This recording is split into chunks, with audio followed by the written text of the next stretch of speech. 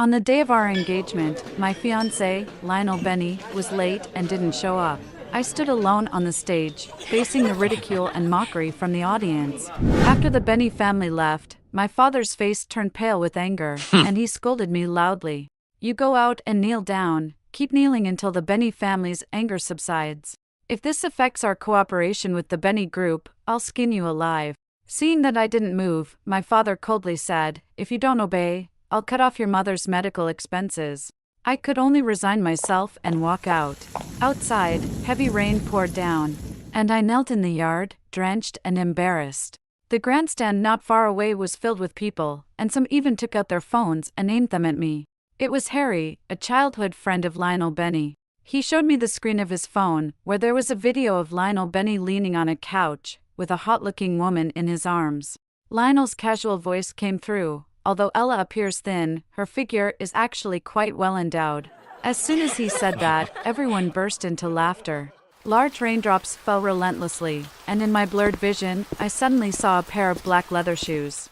I lifted my head, and suddenly met a pair of deep, ink-like eyes. Artie Henderson, Lionel Benny's best friend. He furrowed his brow, and sheltered me under his umbrella. The surroundings fell silent, and Harry looked at us eagerly, his eyes filled with anticipation. I knew he was waiting for the humiliation that Artie Henderson was about to bring me. But Artie Henderson just crouched down, leaning closer to me, and whispered softly, "If you just want to climb up the social ladder, why not choose me?" His voice was low, and even Harry strained his ears, but couldn't hear. Only I was thrown into chaos by his words. This farce ended with Artie Henderson taking me away. I was brought to Artie's private residence. Upon entering, he suddenly leaned over, startling me. With a light laughter, he firmly held my waist, pulling me into his arms. Then a dry towel was placed over my head. His movements were gentle, wiping my damp hair for me, until his fingers pinched my earlobe. His breath instantly became heavy, and the hand resting on my neck slid down my spine to the side of my waist. Then his eyes dimmed, drawing me closer. The intense sound of his heartbeat echoed against our pressed bodies, and I felt a bit afraid of him. Ding! webnovel reminds you to click the subscribe button in the bottom right corner to read the complete novel. According to Lionel, the power of the Henderson family was beyond reach, even for the wealthy. The first time I saw Artie Henderson, he warned me. "Lionel doesn't like women as obedient as you. Don't waste your time on him," he said in a cold and stern voice, his brow furrowed, as if he was extremely annoyed with me. Since then, I started to revolve around Artie Henderson. Perhaps my avoidance was too obvious, even Lionel became a little curious. "Ella, are you afraid of Artie?" Lionel, who is always carefree, asked, without avoiding Artie Henderson. I lowered my head, but I could still feel Artie Henderson's sharp gaze fixed on me. "Why are you afraid of me?" Artie Henderson's voice was hoarse, bringing me back from distant memories. His breath was scorching, spraying against my ear. His fingers, rough with calluses, caressed the back of my neck. Seeing that I didn't respond for a long time, he punished me by taking my earlobe into his mouth. "Speak." The outside of the window was pitch black, like the perfect place for a corpse to be dumped on TV drama. My body trembled slightly from nervousness, and my voice had a hint of crying as I nervously replied, I'm not afraid." Unexpectedly, this answer didn't satisfy Artie Henderson. His already heavy breathing became even clearer, and the large hand gripping my waist moved further down. Just then, the phone rang. Artie paused his actions, impatiently took out his phone, and answered the call. "Artie," Lionel's voice came through along with noisy music. I don't know if it was just my imagination, but I could hear a hint of nervousness in his voice. "I heard from Harry that Ella is with you," Lionel said. Artie played with my long hair with his fingers and replied softly, "Yes." Lionel instantly relaxed his voice and said cheerfully, "Thanks for today. Consider it a favor owed to you." Artie didn't say anything, but Lionel didn't mind. He continued talking to himself. "Ella is timid and always cries a lot. Don't scare her away from me." Artie chuckled lightly, using his free hand to lift my chin, his thumb pressing against my lips, rubbing firmly. "When you ran away from the wedding, why didn't you think that she cries a lot?" Artie said. "But now you remember? Are you afraid of me?" He seemed to be asking Lionel, but also asking me. "What is there to be afraid of?" His fingers forcefully entered my mouth, and the possessive meaning in his eyes grew stronger. I had no way to retreat, tears welled up in the corners of my eyes. Just then, the call was hung up, and Artie's fingers withdrew. Before I could catch my breath, an intense and irresistible kiss came crashing down. "You're not allowed to be afraid of me." He raised an eyebrow, coaxing me in my ear like a satisfied beast. "Ella, my baby, and come sit a little closer." My marriage with Lionel Benny was cancelled by my father. Unexpectedly, Lionel was the first to disagree. "I just didn't attend the engagement banquet, it's not a big deal," he arrogantly said. "As compensation, I'll give you the land in the west of the city." Since meeting Artie, my father no longer looks favorably upon the Benny family, but he still needs to maintain a decent facade. It's Ella's misfortune. I believe Mr. Benny is not lacking beautiful women by your side, and you don't lack someone like Ella. Lionel Benny couldn't tolerate such humiliation, so he stormed off, without any gratitude. My marriage with Lionel Benny was originally a result of my father's relentless pursuit. People in high society laugh at the fact that the Weber family climbed up the social ladder by selling their daughters. But my father didn't care. He brought me back to the Weber family, paid for my college education, and covered my mother's huge medical expenses. For all of this, he only asked one thing of me: get Lionel Benny to agree to this marriage. It took me 2 whole years to finally get Lionel Benny's consent. And now, everything is over. After that day, I lived a few peaceful days. I no longer had to deal with Lionel Benny, and Artie Henderson seemed to have disappeared from the face of the earth. When I went to see my mother, she had just finished her dialysis session. Her face was pale with no trace of color. She looked at me for a long time, then asked, "Have you lost weight recently?" Before I could answer, she asked again, "Have you been getting closer to Lionel Benny recently?" I shook my head and said, "Our marriage has been cancelled." My mother sighed deeply. "Your father is too pragmatic, but he's doing it for your own good. Don't go against him. Okay?" I nodded reluctantly, feeling like a lump in my throat, unable to speak.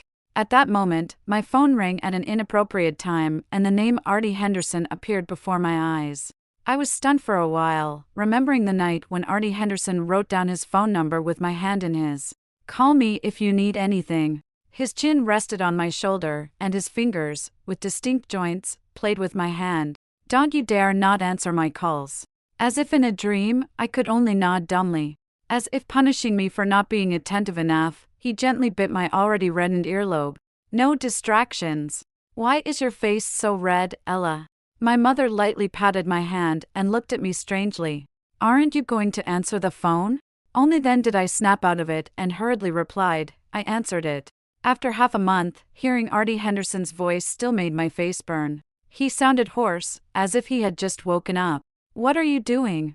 I clenched my phone and whispered, "I'm at the hospital with my mother." There was a shallow response on the other end, followed by rustling sounds, as if he was getting dressed. After a while, Artie Henderson spoke again, "I'm sending someone to pick you up." "Pick me up?" Memories of that rainy night and the passionate embrace flooded back, something I had deliberately forgotten. I murmured, "Why are you picking me up?" He chuckled on the other end, then deliberately lowered his voice. "Of course, to do something that makes me happy." That day, Artie didn't cross any boundaries, but what he did was even more difficult for me to talk about than crossing boundaries. When I got into the car sent by Artie, someone suddenly hugged me from behind. "You've become thinner." Artie Henderson, whom I hadn't seen in a long time, looked a bit haggard. He rested his chin on my shoulder and spoke in a very gentle tone. "You must not have been eating properly. Why did you come?" I tried to relax my body, afraid that any stiffness would make him angry. "Didn't you say you sent someone to pick me up?" He buried his face in the side of my neck and took a deep breath. "I couldn't wait to see you." Artie took me to the hotel of his family. I remembered that place. A long time ago, Lionel Benny had brought me here too. At that time, Lionel still didn't have a good attitude towards me, but at least he didn't ignore me. But that time couldn't be considered a pleasant memory. Harry loved to stir up trouble, and a few words attracted the attention of the girls who secretly loved Lionel Benny at the gathering. When Lionel went out to answer a phone call, they pushed me and I accidentally knocked over the table with expensive red wine.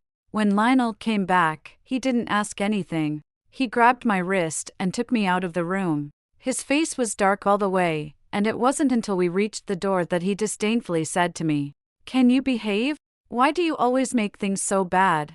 I panicked and tried to explain it wasn't me.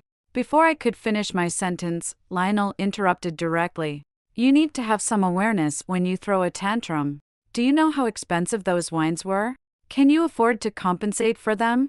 His words left me pale, and my lips trembled, but I didn't say anything else. He looked at me, probably realizing that he had gone too far with his words. He sighed heavily, then rubbed his temples forcefully, looking like he had a headache that was about to explode. "You can go back now. Don't wander around in front of me." After that day, I fell seriously ill. When I saw Lionel again, he acted as if he had forgotten what happened that day and casually asked why I hadn't been going to college. But in reality, if he cared about me, he could easily have noticed that I was on sick leave. So, he was just politely asking after all. Perhaps my face was too pale. Artie Henderson instantly noticed that something was wrong. He held my hand, leaned down slightly, and asked, "Are you feeling unwell?" I shook my head and said, "I'm fine." After we sat down, Artie kept putting food into my bowl and didn't eat anything himself. He just stared at me. His intense gaze made me uneasy. After hesitating for a while, I finally spoke up.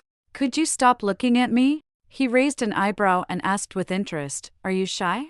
I didn't answer him, and he didn't seem annoyed. He leisurely took out a handkerchief from his pocket. The soft touch of the handkerchief wiped the corners of my mouth, and Artie's face appeared magnified in front of me. This was an extremely intimate gesture that scared me so much that I couldn't even speak. Even the previous intimate skin contact happened in a dim environment. Unlike now, where everything was well lit, and every small expression and movement were clearly visible.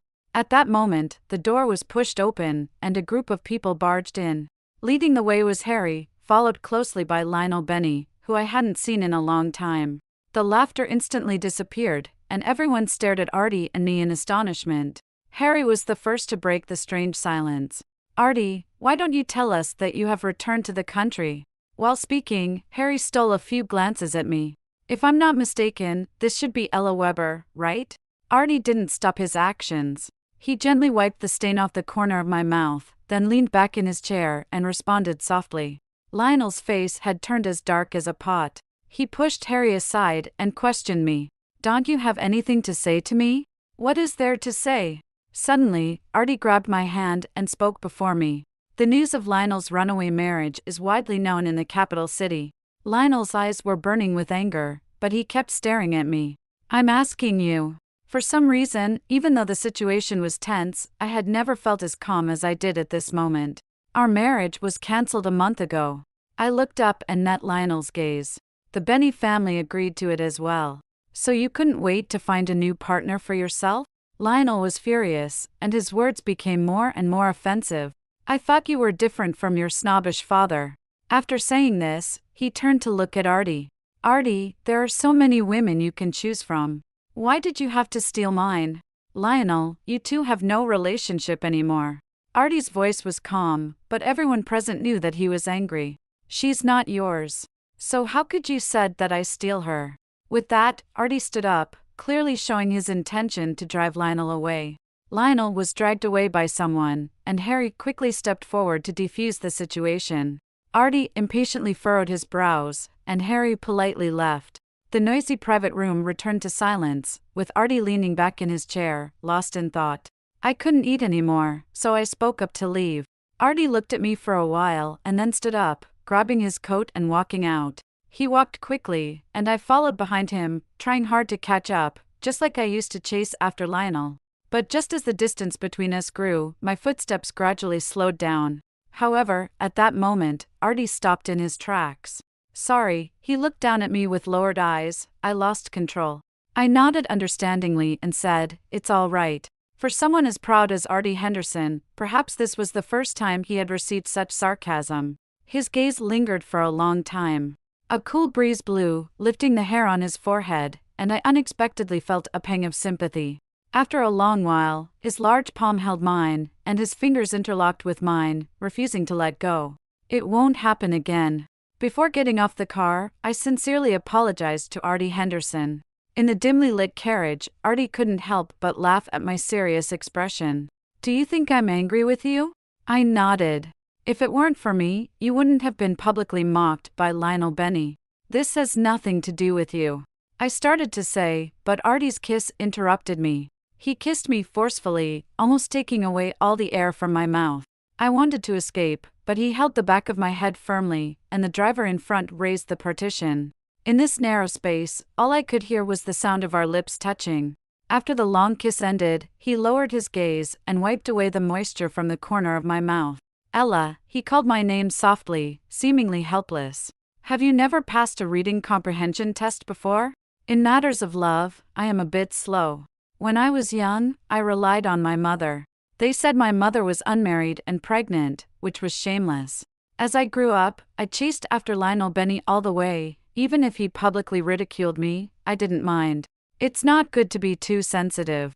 I nodded, trying to reply. But my tongue felt numb and I could only make vague sounds. I have good grades, I managed to say. Artie suddenly burst into laughter. He touched my cheek and kissed me gently again. It was just a light kiss, but it made me more flustered than any previous ones. Yeah, he smiled, his eyes showing a playful expression, as if he was coaxing a child. Ella, you're the smartest. It was only when Artie's car disappeared from sight that I turned to prepare to enter the house. As I opened the door, a hand appeared in front of me, and then the heavy iron door slammed shut. Lionel Benny's voice came from behind me. He asked, "Are you happy?" Lionel must have been drinking a lot, as his tongue couldn't speak straight. I knew I should go along with Lionel at this moment, but my body reacted first. I nodded and said, "I'm very happy." Lionel took a deep breath behind me, then grabbed the back of my neck, forcing me to turn around. "I'll give you another chance to talk properly." I'm happy. This was probably the first time I defied Lionel Benny. I'm happy being with Artie Henderson. Lionel's gaze lowered, following mine, until he saw my swollen lips. Has he kissed you? Lionel's eyes seemed to be filled with endless anger. His voice was hoarse, and his hand holding my chin tightened. What else have you done with him? I looked at Lionel, who was on the verge of losing control due to jealousy, and felt puzzled. I met his gaze with determination and asked, "What does it have to do with you?" "What does it have to do with me?" Lionel suddenly laughed. "You've been chasing after me all this time, you've been saying that you'll always be by my side, and now you ask me, what does it have to do with me? Ella, you really have your ways." He straightened up, took a step back, and for once, this usually rebellious person lowered his head, as if compromising. "I admit, I have fallen in love with you." He held my face in his hands, as if helpless, but also compromising. "Leave Artie Henderson and come back to me." He lowered his head to kiss me. Let's pretend that none of this ever happened. After being entangled with Lionel for so long, the number of kisses was few. Most of the time, I was the one trying to please him. But I have caught him kissing someone else before. It was very different from our shallow kisses. He held the girl tightly, as if he wanted to devour her. I only glanced at it unintentionally, and the scorching air almost burned me. Harry and the others were right there, without any discomfort, as if they were already used to it.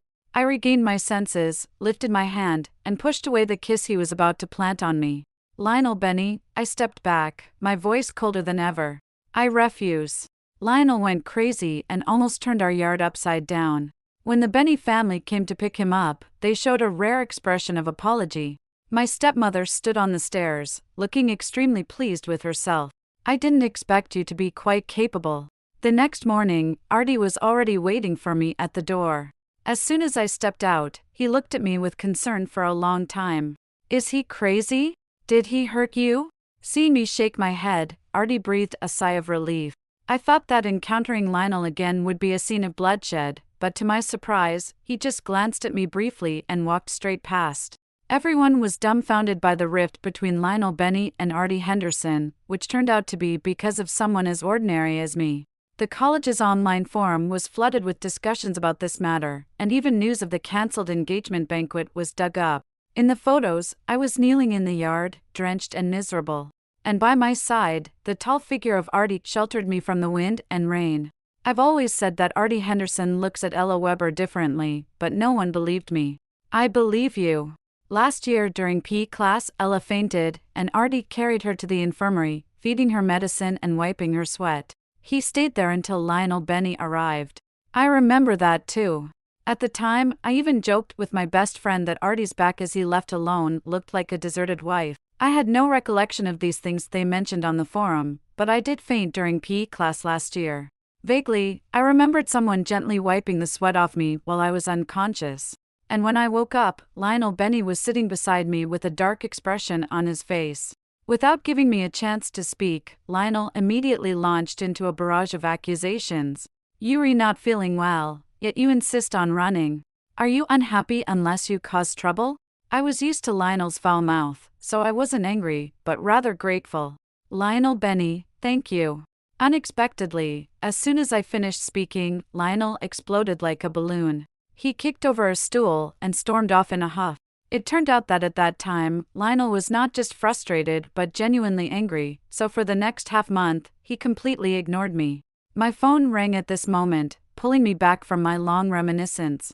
Artie's hoarse voice was especially alluring in the dark night. "What are you doing?" Unconsciously, I fiddled with my fingers and replied, "I'm reading the forum." He chuckled lightly and asked, "Is it interesting?" I made a sound of agreement and then asked, "Did you take me to the infirmary last year?" Without any hesitation, he replied, "Yes." I thought it was Lionel. I squeezed the phone, feeling somewhat apologetic. "I haven't properly thanked you yet." "It's okay," he said. "You've already given me a better gift than thanks." I was puzzled and asked, "What is it?" Artie leaned closer to the phone and lowered his voice. "I can call you whenever I miss you. That's the best gift." Such seductive words, as if Artie was right beside me at this moment. He said, "Just the thought of seeing you again tomorrow makes me incredibly happy. Ella Weber, I miss you again." The tender words were filled with a man's passionate love, like a heavy rain that moistened my parched heart. After hanging up the phone, I was about to close the forum when a shining comment suddenly appeared. "When we first entered college, didn't the school auditorium collapse once?" At that time, Artie shielded Ella from the falling wood and took half a year to recover. And in the next second, all the posts about Artie Henderson disappeared. I sat motionless in place, and the post in front of me turned into a blank screen. When I first entered college, the school auditorium did collapse once. Unfortunately, I was on stage at the time.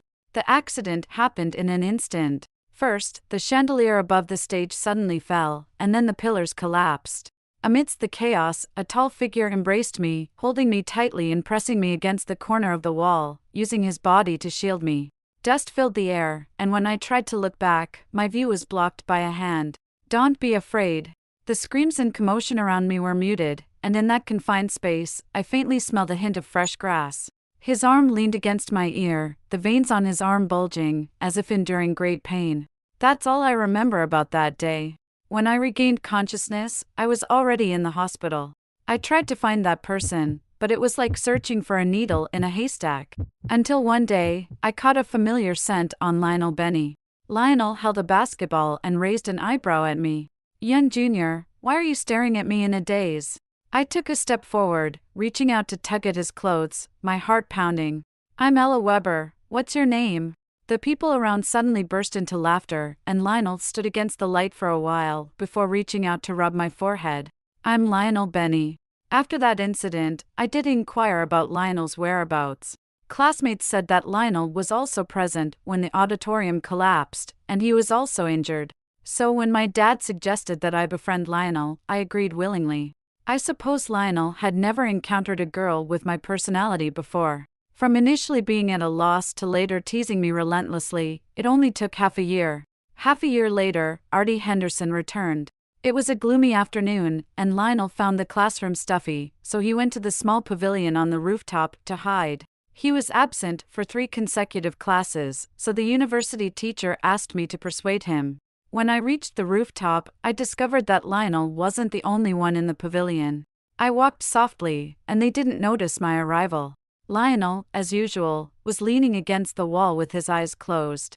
It's rare to see Artie, who doesn't care about women, have a crush. At that time, Artie Henderson wasn't as cold and aloof as he would later become. He looked into the distance and quietly responded, "She's great." Although I realized it wasn't a good time to disturb them, I still greeted them. When Artie turned around, he was clearly startled. He stood up nervously, unable to speak coherently. What? What are you doing here? Before I could answer, Lionel, who was behind me, opened his eyes. Artie, she's here to find me. Artie had a momentary look of confusion in his eyes. He stared at me, murmuring in disbelief. What? After Lionel had enough, he picked up his backpack and stood up, patting Artie's shoulder with a helpless expression. This is the clingy band-aid that I told you about. After saying that, Lionel walked up to me. Are you here to remind me to go back to class again? I nodded, and Lionel's lips curled up, clearly in a good mood. His rough palm rubbed the top of my head, and he said, "Let's go." I turned around and followed Lionel, but as we descended the stairs, I glanced back at Artie. He stood there in the rain, his forehead drenched. Perhaps because of the cold, there was a hint of vivid red at the corners of his eyes. He looked really handsome. That was my first thought. I couldn't sleep. That sentence from the forum kept replaying in my mind. The one who saved me wasn't Lionel, but Artie Henderson. Artie had liked me for a long time. That's why he spoke up when Lionel was neglecting me. But back then, I had already been bullied by Harry and his gang for a long time, so I instinctively thought that Artie must also dislike me. Facing my avoidance and fear, Artie was probably also feeling sad. During every sleepless night, was he tormenting himself like I was? It feels like Artie and I have missed out on so much. After a night of restless thoughts, I woke up the next morning with a low fever. Artie had something to do today, so only his driver was waiting for me at the door. I went through my classes in a daze, and in the afternoon, my dad called me and told me to come home quickly. I thought something big had happened, but when I got home, I found my dad dressed up and waiting for me. Mr. Benny is celebrating his birthday today. Come with me to pay a visit. I hesitated and said, I don't feel very well. But my dad ignored my words, and I had no choice but to change into the clothes he had prepared for me. By the time I arrived at the banquet, it was already evening. After entering, my dad disappeared and I found an inconspicuous corner to sit in, trying to minimize my presence. A few pretty girls came over and chatted with me. I struggled to deal with them, and it was only after they left that I realized my phone was missing. It was at that moment that Lionel appeared. He was wearing a white suit, and his usually flamboyant hair now softly fell over his forehead. I'm sorry about last night, he said, handing me a glass of wine with a face full of apology. I just had too much to drink. He seemed genuinely relieved, and the arrogance was gone from his eyes. I nodded, but didn't take the glass of wine. I'm sorry, but I don't really want to drink. Lionel's brows furrowed, and it looked like he was about to get angry, but he forcefully suppressed it.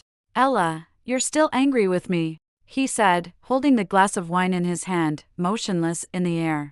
People around us were already casting curious glances. In the end, I couldn't resist the pressure and took the glass of wine. A faint smile appeared on Lionel's lips, and he gently clinked glasses with me. I took a sip, but before I could put it down, Lionel held my neck and the bottom of the glass, pouring the wine into my mouth again. The strong drink hit me, causing me to cough uncontrollably. Lionel stayed still, sitting quietly beside me, watching me. Feeling uncomfortable under his gaze, I tried to get up and leave, but before I could, dizziness overcame me. Lionel pulled me into his arms and smiled apologetically at the people around us. She's had a bit too much to drink. I'll take her downstairs to sober up. I was conscious, and I knew I should refuse and ask for help, but my body wouldn't listen. It let Lionel do as he pleased. There seemed to be a fire deep inside me, raging and craving Lionel's touch. You have to behave, Lionel's fingers gently brushed against my face. I wanted to treat you well, but you always make me angry, so I have no choice. He supported me as we walked towards the second floor. Perhaps feeling that it was too slow, he directly lifted me up horizontally. It wasn't until I heard the sound of the door locking that I vaguely realized we had already reached the room. Lionel Benny placed me on the bed, while he stood between my legs, looking down at me. Artie, I murmured, Artie, help me. Lionel's eyes darkened, and then his expression slowly cracked. I don't like you calling someone else's name on my bed. He bent down and pinched my cheeks.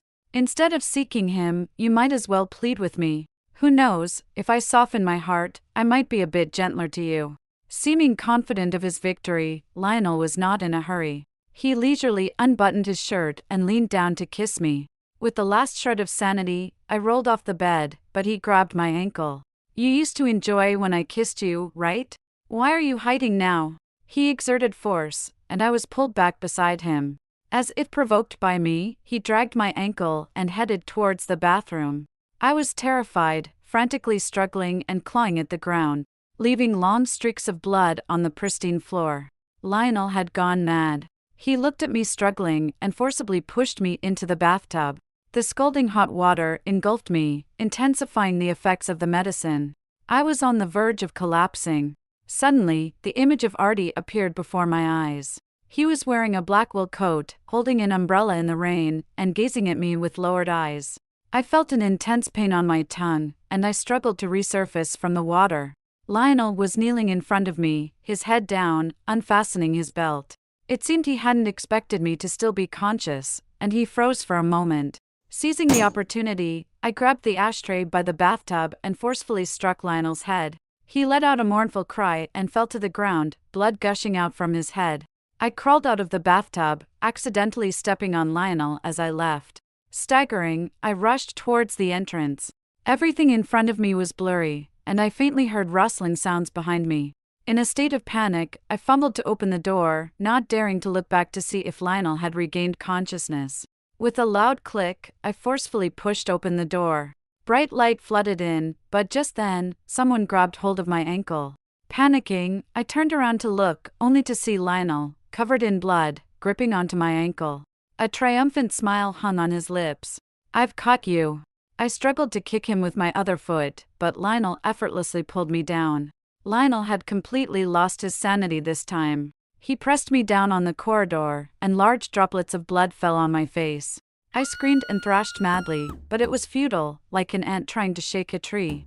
"No one dares to come to the second floor, and no one will come to save you," Lionel said with a triumphant smile on his face. He had lost his previous patience and forcefully tore open my collar. "You are mine, and you will always be mine." He bent down and planted kiss after kiss on my face. "I love you, Ella, I really love you." But in the next second, someone kicked Lionel out.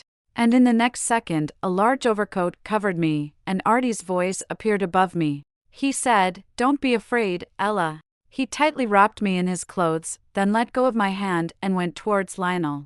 Behind me were two burly men in black suits. The corridor was crowded with people craning their necks to see. Artie refused the bodyguard's suggestion to take action. He grabbed Lionel by the collar and clenched his fist. The sound of flesh hitting flesh was clearly audible even through the coat, and Artie's fist was covered in blood but still didn't stop. He kept punching Lionel until he was motionless. After dealing with Lionel, he strode over to me, wiped his blood-stained hands with a handkerchief, and then picked me up. The oversized woolen coat enveloped me completely, and Artie looked coldly at Lionel lying unconscious in the corridor. "I want an explanation for this." Only then did the people from the Benny family dare to approach. They respectfully agreed and then had someone take Lionel Benny away. Even after getting in the car, Artie's body was still trembling. He took me out from the coat, his eyes slightly red, and showered me with gentle kisses as if to confirm that I was really by his side. He cupped my face with both hands, carefully examining if I was injured. His gaze finally fell on my tongue, and he anxiously asked, "What happened to your tongue?"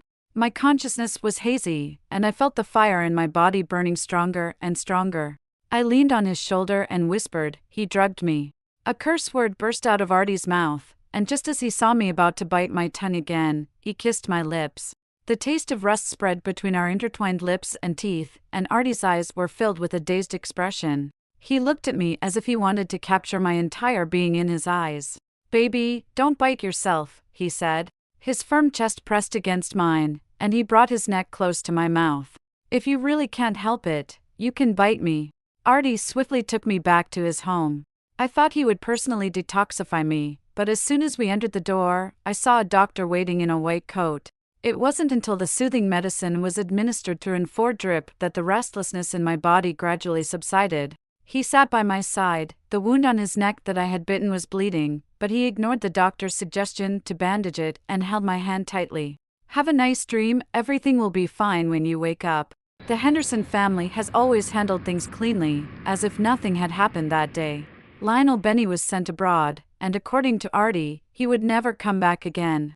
The wedding between Artie and I was also put on the agenda. My father changed his previous attitude and almost wanted to pamper me. My father relied on his relationship with the Henderson family to gain many benefits, but I was afraid that he would drag Artie down.